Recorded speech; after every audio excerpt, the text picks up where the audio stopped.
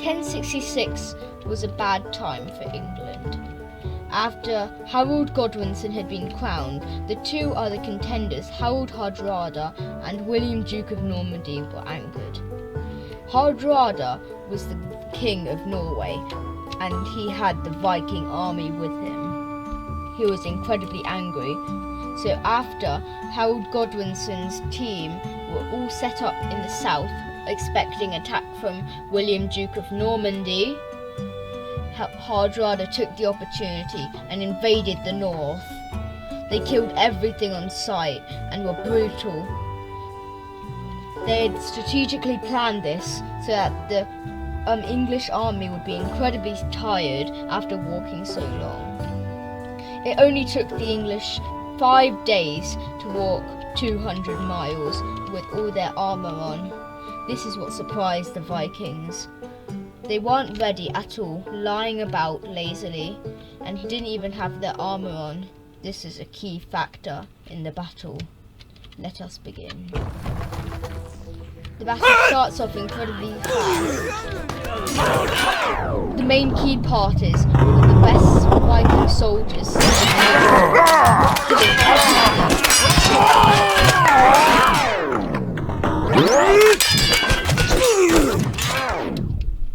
This Viking managed to stay in the middle of the bridge, killing up to 40 knights before he was finally killed by some naughty English men going under the bridge and stabbing him from there. He was a true Viking and Norman hero. One man killing 40 single knights. Incredible at the time. Let's continue. The main super soldier was getting beaten up from all angles until it was finally destroyed.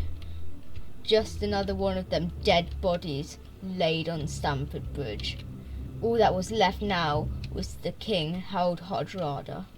Although incredibly fierce when alone against a real army, he was nothing. His body flopped to the floor as Harold Godwinson flexed his power. His Viking soldiers tried to help him, but there was no chance. Harold Hardrada had been shot in the eye, and he died quicker than it took for the battle to begin. Harold Godwinson was now remained of clearing up the remaining Vikings. But then, a miraculous moment happened. Out of the 700 Viking ships that had come, one of them had stayed there. But Harold Godwinson was a nice, forgiving man. He allowed all of the remaining people on the boat to return back to Normandy and never return.